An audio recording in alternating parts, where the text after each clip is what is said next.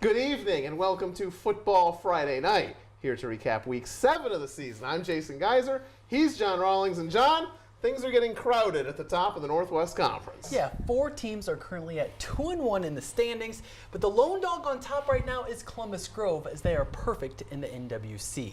The Bulldogs are on a hot streak as they ride a 4-game winning streak into Spencerville. Grove putting their unblemished conference record on the line tonight. First quarter, Spencerville facing a 3rd and 7. Dalty Pritchard fakes the handoff, then finds Jackson Goki downfield. Bearcats pick up a first down. 2 plays later, they go to that always effective run game. Joel Lots being patient in the backfield, finding the hole and hitting it hard. Spencerville draws first blood. Columbus Grove swings right back though. Blake Reynolds taking matters into his own hands, avoiding tacklers and finding pay dirt. We are knotted up at 7s. Very first play of the second quarter. Cannon Johnson has a pair of blockers in front. The senior slips his way into the end zone. Bearcats back on top 14-7.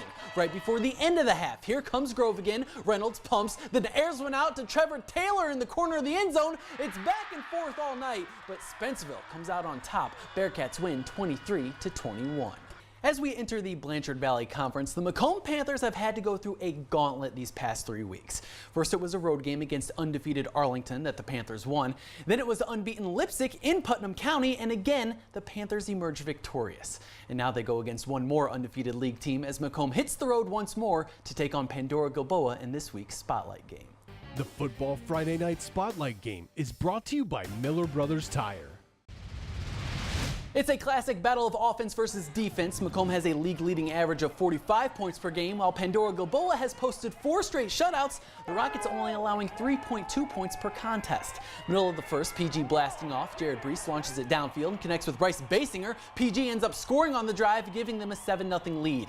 Late in the second quarter, Macomb trying to get a drive going. Tanner Schrader throws a bullet, and it's off the hands of Tyler Durfee and into the hands of Walker Mackey. Pandora Gilboa takes a 7-point lead into half. Third quarter, we're tied at 7s. Brees looking for Riley Larkham, but Durfee isn't going to let him gain complete control. The Panther rips it out, and he's headed the other way. The strip for 6 puts the Panthers on top 14-7. PG is ready to answer, though. Brees rolls to his right, then looks back and throws across his body. Larkham is on the receiving end, but a missed 2-point conversion puts the Rockets behind by a point. Now we go to winning time. Fourth quarter, PG pulling out all the tricks. A double reverse pass that winds up in the hands of Jared Brees, putting on the brakes and throwing a stiff arm on his way into the end zone. PG stays perfect, winning 19-14. After starting the season 0-4, Liberty Benton has won their last 2. The Eagles travel to Arlington to take on the 5-1 Red Devils. Fourth quarter, Liberty Benton with the ball down 13-10. Ben Spees flips the ball to Marshall Rose. He rolls out and throws it to Bryson Abbott, a big play for a big first down. Later in the drive, Spees throws a dart to Marcellus Eckford, and he's brought down at the 1-yard line. Not a fumble as he was marked down. A few plays later, Rose gets the call and he runs right through the line and into the end zone. LB wins 24-13. A few more scores from the BVC. Lipsick goes on the road and beats Arcadia 56-13. Corey Rawson wins at Van Loo 55-20, and Riverdale explodes for 77. The Falcons beat North Baltimore by 35. Kenton is coming off back-to-back losses. The Wildcats hit the road to take on Shawnee squad, who is fresh off their first league win. Third quarter, Kenton marching down on their opening drive. Jaron Sharp hits his top target, Jaden Cornell, in the dense fog. Wildcats lead 31-21.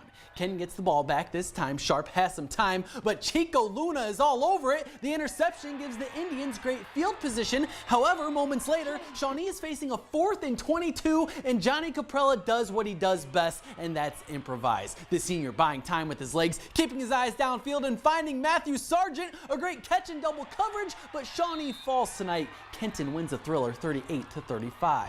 The Van Wert Cougars are riding a 3-game win streak, their first since 2009. They welcome Elida to town tonight. The Bulldogs are looking to bounce back from back-to-back losses. First quarter, Van Wert wasting no time. On their opening drive, Nate placed like a hot knife through butter, slicing his way through the Elida defense to give the Cougars a 7-0 lead. On their next drive, Place rolls to his right, delivering to a wide-open Tanner Barnhart. It's 14-0 in a hurry. Elida does get on the board. Evan Unruh rifles one to Arzea Little, and no one is going to catch that man. Bulldogs draw within 13, but Van Wert was just too strong tonight. Place decides to call his own number and house in another touchdown. Van Wert wins 52-14. One more score to report from the WBL. OG snaps a 3-game skid, winning 9-7 at Defiance. Now we welcome in Jack McGuire, who spent the night in Mac Country. country. So what about Lehman Catholic? The Cavaliers are also on the road tonight, staking their 4-game win streak against a Waynesfield Goshen team that's lost 2 straight.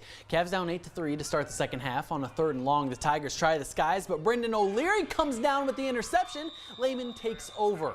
Early 4th quarter, the Cavs try to go to the air, but the pass floats and Blake Barnes picks it off. It's a no-fly zone in Waynesfield. Barnes is rumbling in the opposite direction all the way down inside the 5-yard line. And on the very next play, Kyle Searson pounds one across the goal line. WG gets back on track, winning 22-3. Around the NWCC, Riverside blanks Upper Scioto Valley 40-0. And at Hardin Northern, there was a shootout, Elgin winning 54-43. That's how we wrap up another Football Friday night. Have a great weekend.